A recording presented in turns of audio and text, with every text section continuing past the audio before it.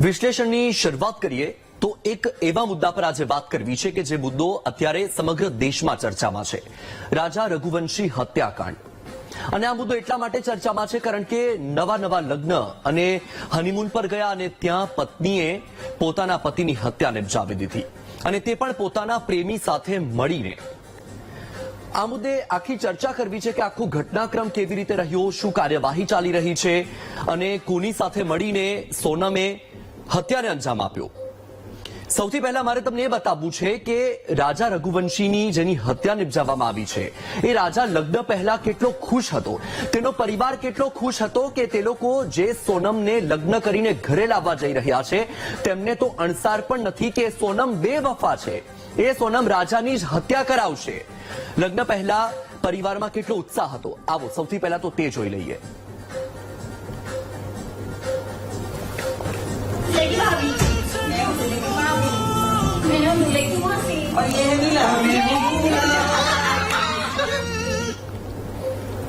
તો જોયું તમે કે આ રાજા કેટલો ખુશ હતો, તેને ખબર પણ નથી કે જે પત્નીને લેવા જવા માટે, જે પત્નીના માટે એ આટલો ખુશ છે એ જ યુવતી તેને મોતને ઘાટ ઉતારી દેશે।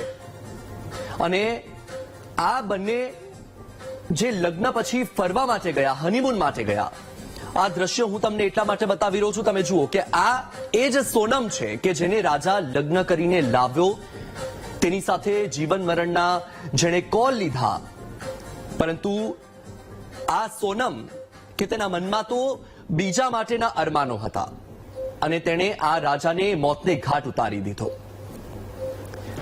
તો આ સોનમ છે કે જેણે રાજાને મોતને ઘાટ ઉતાર્યો, પરંતુ આખો જે ઘટનાક્રમ છે તે સમજીશું।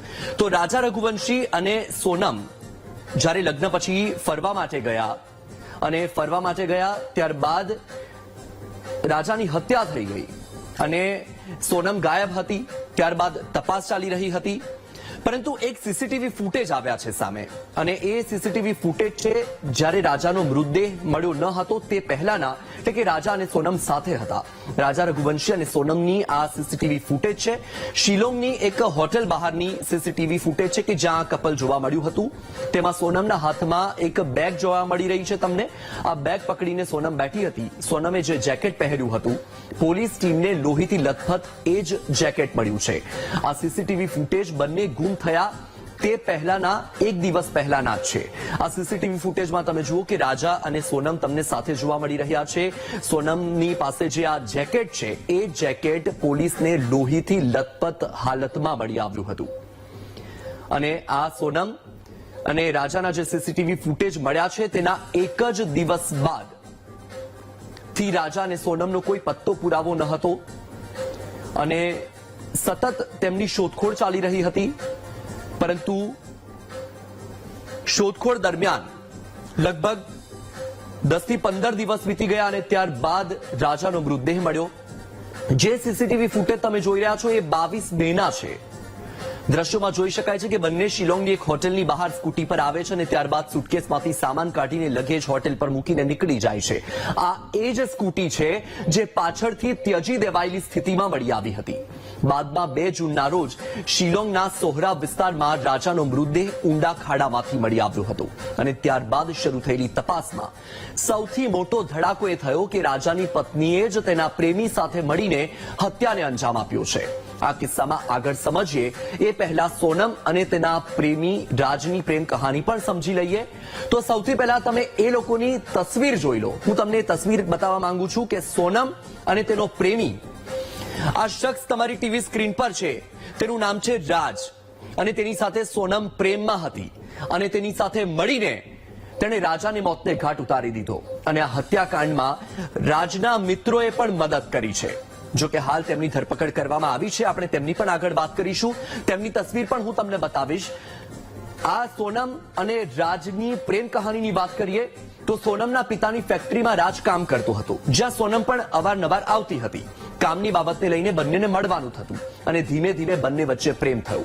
પરંતુ લગ્ન રાજ સાથે નહીં થયા, પરંતુ રાજા સાથે થયા અને પ્રેમમાં રાજા કાંટો બની ગયો અને તે કાંટાને કાઢવા માટે સોનમ અને રાજે રાજાને હનીમૂનમાં જ પતાવી દીધો અને હત્યારા સોનમનો આશિક રાજ કુશવાહા અને તેના 4 મિત્રો આ હત્યાકાંડમાં સામેલ છે. તમામ આરોપીઓની તસવીર પણ હું તમને બતાવીશ. રાજ કુશવાહા કે જે સોનમનો પ્રેમી છે, તેની સાથે તેના મિત્રોએ પણ તેને મદદ કરી હતી. વિશાલ ચૌહાણ, આકાશ ચૌહાણ, આકાશ રાજપૂત, આનંદ કુર્મી અને આકાશ લોધી. આ તમામ આરોપીઓના ચહેરા તમે જોઈ લો. આ તમામ આરોપીઓ છે કે જેણે એક વ્યક્તિને મોતને ઘાટ ઉતાર્યો અને તે વ્યક્તિને અણસાર શુદ્ધા પણ નથી કે તેણે જેની સાથે લગ્ન કર્યા છે, જેની સાથે એ 7 ફેરા ફર્યો છે, એ જ એનો જીવ લઈ લેશે. આ રાજ કુશવાહાના પ્રેમ માટે સોનમે પોતાના પતિ રાજા રઘુવંશીની જ હત્યા કરી દીધી અને તપાસમાં સામે આવ્યું કે આ બધા આરોપીઓ 7 દિવસથી શિલોંગમાં જ હતા.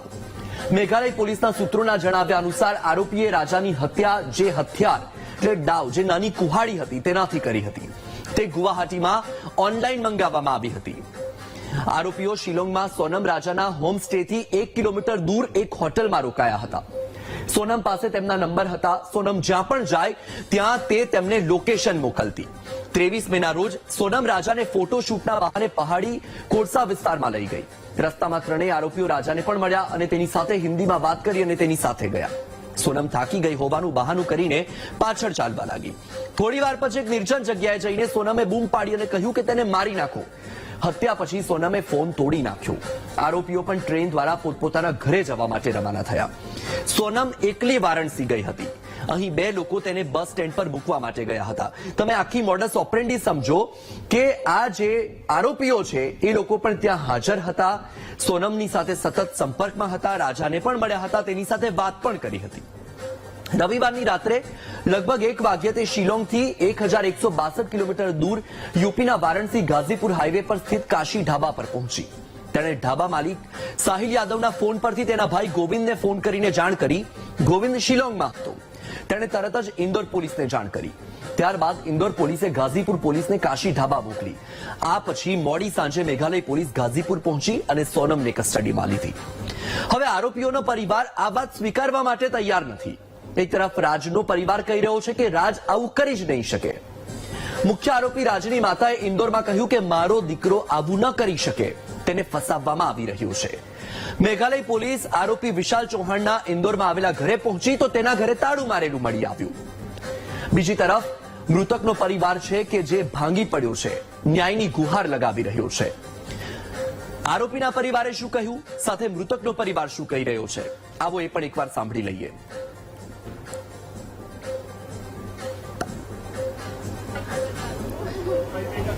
बेकसूर है, वो लोग कभी ऐसा नहीं कर सकते. भाई कभी ऐसा नहीं करता. कभी भी नहीं, वो दोनों ऐसा नहीं कर सकते. विक्की और राज, वो दोनों मेरे भैया, वो दोनों ऐसे कभी नहीं कर सकते हैं अंकल. अच्छा, वो यहीं थे जब घटना हुई? हाँ भैया यहीं थे. भैया वहाँ पे नहीं, कहीं भी बाहर नहीं. आप ऑफिस वाले से पूछो ना, वो रोज ऑफिस जाते थे, गोडाउन जाते थे, वो ऐसा नहीं कर सकते. क्या मांग करेंगे आप? क्या मांग? मैं बोलूंगी मेरे भाई को बचा लो. गोविंद भैया, राजा भैया के बड़े भाई, मैं सबसे यही बोलूंगी, हाथ जोड़ के वो मेरे भाई को बचा ले. उनके साथ पूरी फैमिली है, लेकिन हमारे साथ कोई नहीं है. हमारे भाई का अलावा फंसाया जा रहा है. मेरे भाई ने ऐसा कुछ नहीं किया. मैं बोलती भैया मेरा बच्चा कभी ऐसा काम नहीं कर सकता. मेरा बच्चा कभी ऐसा काम नहीं कर सकता भैया, कभी ऐसा काम नहीं सकता. 20 साल की उसको मेरे भैया, जब से हम सुना 3 दिन से हम पानी नहीं पिए, जब से मेरा बच्चा गया परसों के दिन से. न मेरी बच्चियां, न मेरी बच्ची छोटी वाली गिर के बेहोश हो जाती है. हमारा भाई जिम्मेदार है, वही हमारा सब कुछ. तो हमारे पति शांत हो गए भैया. इकलौता बेटा था. इकलौता बेटा था, और मेरे कोई आगे पीछे नहीं भैया. तो आप उनकी माँ से कोई बातचीत करते थे कभी? आप भैया कोई ना काम करता तो सोनम के भाई के यहाँ काम करता, तो वो भी वही फैक्ट्री में वो भी काम करती थी. अब काम कर रहे में आप भी तो बात करोगे, कोई बात करेगा तो तुम भी बात करोगे. झूठा फंसा दिया भैया मेरे बच्चे को. 20 साल के बच्चे से कहाँ कर सकता है? बच्चे को भगवान बेकसूर साबित कर दे. मेरे बच्चे से नहीं कर सकते भैया. नहीं, हम मर जाएंगे, हम तीनों माँ बेटी जहर खा के मर जाएंगे. नहीं जी, किसके सहारे मेरी मांग यही है कि उनने इतना बड़ा अंजाम दिया, मिलके चारों पांचों ने मेरे बच्चे को इंसाफ चाहिए और उनको फांसी दी जाए, कड़ी से कड़ी सजा दी जाए और अभी भी पूछताछ जारी रखी जाए और भी उनके पीछे कोई होए तो वो सामने आए। हमने उस चीज पे गौर नहीं करा ना, ध्यान ही नहीं दिया ना, मतलब कि अपन शक क्यों करेंगे। अपन ने किसी की लड़की लेके आ रहे हैं अपने लड़के के लिए, तो अपन तो जो उसका पुराना क्या बीता हुआ है उस पर तो अपना ध्यान जाएगा नहीं। अपन को तो नई खुशियां दिख रही थी ना, तो अपन ने तो नई खुशियां की तरफ ही ध्यान दिया था ना। बहुत खुश था, सब वीडियो में नाच रहा कूद रहा, बहुत मस्ती कर रहा, सबके साथ बहुत खुश था मेरा बेटा। वो क्या, हम पूरे घर भर के बहुत खुश थे क्योंकि उसकी शादी का हम बहुत दिन से इंतजार कर रहे थे। तो हमने सोचा मंगली लड़की अभी तक मिली नहीं, अब मिल गई तो कर दें। जबकि है ना, हमारे लड़के के लायक भी लड़की नहीं थी, इतनी लड़का इतना सुंदर लगता थे के बाद भी हमने सोचा संबंध जुड़ जाएंगे, अपने समाज वाले उठने बैठने लायक लोग हैं तो अच्छा लगता, समाज में चार जने बैठते उठते हैं, तो इसीलिए हमने कर दी थी। તો જે ઘરમાં લગ્નની શરણાઈઓ વાગી રહી હતી તે ઘરમાં સન્નાટો ફેલાઈ ગયો છે। જે લોકો હરખમાં હતા કે બહુ લેવા માટે જઈ રહ્યા છે તે લોકો હથિયારો લઈને આવ્યા ઘરમાં અને એ હથિયારાના હાથે તેમણે તેમનો પુત્ર પણ ગુમાવવો પડ્યો। તમે સાંભળ્યું કે એક તરફ રાજના પરિવારના જે લોકો છે તે માનવા માટે તૈયાર નથી, બીજી તરફ રાજાનો જે પરિવાર છે એ ન્યાયની ગુહાર લગાવી રહ્યો છે। મારે એક વખત ગ્રાફિક્સના માધ્યમથી પણ તમને સમજાવવું છે આખો જે ઘટનાક્રમ છે એ કેવી રીતે સર્જાયો અને આ જે હત્યાકાંડ આખો સર્જાયો છે તેની મોડસ ઓપરેન્ડી શું છે, ગ્રાફિક્સના માધ્યમથી સમજીએ આપણે। તો ઇન્દોરનું આ કપલ રાજા રઘુવંશી અને સોનમ લગ્ન ગ્રંથિથી જોડાયા 11 મેના રોજ લગ્ન થયા હતા અને લગ્ન બાદ મેઘાલય હનીમૂન માટે ગયા અને જ્યારે તેઓ મેઘાલય હનીમૂન માટે ગયા ત્યાંથી ઇન્દોરથી પહેલા માં કામાખ્યાના દર્શન કરવા માટે પહોંચ્યા હતા અને ત્યારબાદથી તેઓ શિલોંગની યાત્રા માટે નીકળ્યા। માં કામાખ્યાના દર્શન કરીને શિલોંગ જવા માટે રવાના થયા। 23 મેથી આ નવ દંપતીનો પરિવાર સાથે સંપર્ક કપાઈ ચૂક્યો હતો। પરિવાર સતત ચિંતામાં હતું। પરિવારે શિલોંગ પોલીસને જાણ કરીને તપાસ શરૂ કરાવી હતી। સતત તપાસ ચાલી રહી હતી। મધ્યપ્રદેશ સરકારે પણ મેઘાલય સરકારને શોધ કરવા માટેની અપીલ કરી હતી। શિલોંગ પોલીસ એનડીઆરએફ ટીમે વરસતા વરસાદમાં પણ શોધખોળ શરૂ કરી દીધી હતી, પરંતુ કોઈ જ પત્તો પુરાવો મળી રહ્યો ન હતો। 2 જૂન એટલે કે જ્યાંથી લાપતા થયા ત્યારબાદથી 9મો દિવસ અને ત્યારે રાજાની લાશ મળી આવી। ડબલ ડેકર હિલ્સ નજીક ધોધ પાસેથી રાજાનો મૃતદેહ મળી આવ્યો। મૃતદેહ પાસેથી એક તીક્ષ્ણ હથિયાર મળ્યું હતું જે નાની કુહાડી હતી, એ નાની કુહાડી મળી હતી। મોબાઈલ ભાડે રાખેલું એક્ટિવા પણ ત્યાંથી જ મળી આવ્યું અને ત્યારબાદથી પોલીસને સતત શંકા પણ હતી। શિલોંગમાં પોસ્ટમોર્ટમ કરીને મૃતદેહને ઇન્દોર લાવવામાં આવ્યો, પરંતુ ત્યારે પણ સોનમનો કોઈ પત્તો પુરાવો ન હતો। રાજાના પરિવારે સીબીઆઈ તપાસની માંગ કરી। સતત તપાસ તો ચાલી રહી હતી, પરંતુ ઘટનાનું સૌથી મોટું રહસ્યમય પાસું હતું રાજાની પત્ની સોનમ। સોનમને શોધી કાઢવા માટે શિલોંગ પોલીસે કમર કસી અને જે સોનમ છે તેની શોધખોળ ચાલી રહી હતી। કેન્દ્રીય ગૃહ મંત્રાલયે પણ મેઘાલય સરકાર સાથે આ મુદ્દે ચર્ચા કરી અને જે કાર્યવાહી કરવામાં આવે છે તે કાર્યવાહીને વધુ તેજ બનાવવા માટેનો આદેશ આપવામાં આવ્યો। સીસીટીવીના આધારે સોનમની ઉત્તર પ્રદેશના ગાઝીપુરથી ધરપકડ કરી લેવામાં આવી અને ત્યારબાદથી એક બાદ એક ખુલાસા શરૂ થઈ ગયા। સોનમે જ પોતાના પતિની હત્યા કરી હોવાનો જે દાવો કરવામાં આવી રહ્યો હતો તે દાવો સાચો સાબિત થયો। સોનમ સહિત 4 લોકોની પોલીસે ધરપકડ કરી અને એ 4 લોકો હતા તેમાંથી એક હતો સોનમનો પ્રેમી અને ત્યારબાદ બાકીના જે લોકો હતા તે તેમાં મદદ કરનાર હતા। સોનમે જ તેના પતિ રાજાની હત્યા કરી હોવાનો ખુલાસો થયો અને જે તેનો પરિવાર છે એ સતત હવે ન્યાયની માંગ કરી રહ્યું છે। આ મુદ્દે તપાસ પણ ચાલી રહી છે, આરોપીઓની ધરપકડ પણ કરી લેવામાં આવી રહી છે। પોલીસ પણ યુદ્ધના ધોરણે આ મુદ્દે તપાસ કરી રહી છે, પરંતુ હવે આ જે મુદ્દો છે તમે જોયો, આ તો અત્યારે દેશભરમાં ચર્ચામાં છે, પરંતુ આ એવી પહેલી ઘટના નથી કે જ્યાં પત્નીએ પોતાના પ્રેમી સાથે મળીને પોતાના પતિની હત્યા કરાવી દીધી હોય।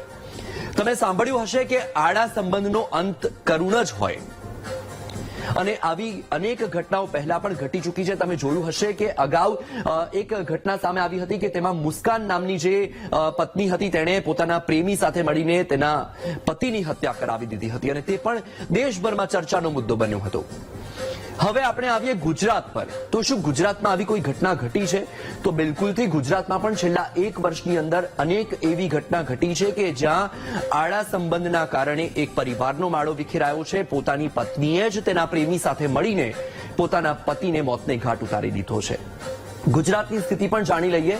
મોરબીની વાત કરીએ સૌથી પહેલા તો ધ્રાંગધ્રાના એંજાર ગામે પણ પતિની હત્યાની ઘટનાને લઈને મોટો ખુલાસો થયેલો કે અનૈતિક સંબંધને કારણે પત્નીએ પ્રેમી અને અન્ય શખ્સની મદદ લઈને હત્યાને અંજામ આપ્યો હતો. પોલીસે પત્ની અને તેના પ્રેમીની ધરપકડ પણ કરી લીધેલી.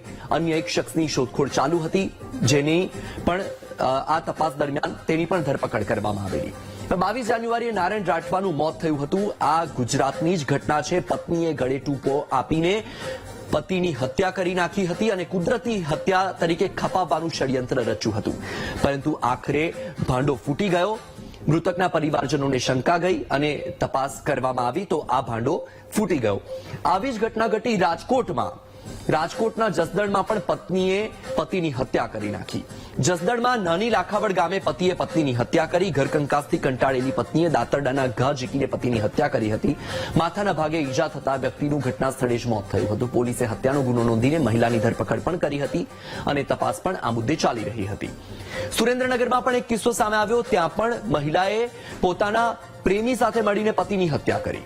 પરિણીત મહિલાએ બે પ્રેમી સાથે મળીને પતિને મોતને ઘાટ ઉતાર્યાની ઘટના બની. પોલીસે ઘટનાના 23 દિવસ બાદ પત્ની સુરજીબેન, પ્રેમી વિક્રમ માતસુરિયા અને પ્રેમી દિયર વિક્રમ વાઘેલાની ધરપકડ કરી. તમે જુઓ કે પત્નીએ પોતાના બે પ્રેમી સાથે મળીને આ હત્યાને અંજામ આપ્યો અને આ હત્યામાં પતિએ જીવ ગુમાવવો પડ્યો. પતિ કેતન વાઘેલાને મારવા માટે પત્નીએ કાવતરું ઘડ્યું હતું. મૃતકને જમવામાં તેની પત્નીએ ઊંઘની ગોળીઓ નાખીને બેભાન કર્યો અને બાદમાં તેના પ્રેમીઓએ મળીને તેને ગામના તળાવની પાળે લઈ ગયા, જ્યાં માથામાં કુહાડીના ઘા માર્યા અને કેતન વાઘેલાની હત્યા નિપજાવી દીધી.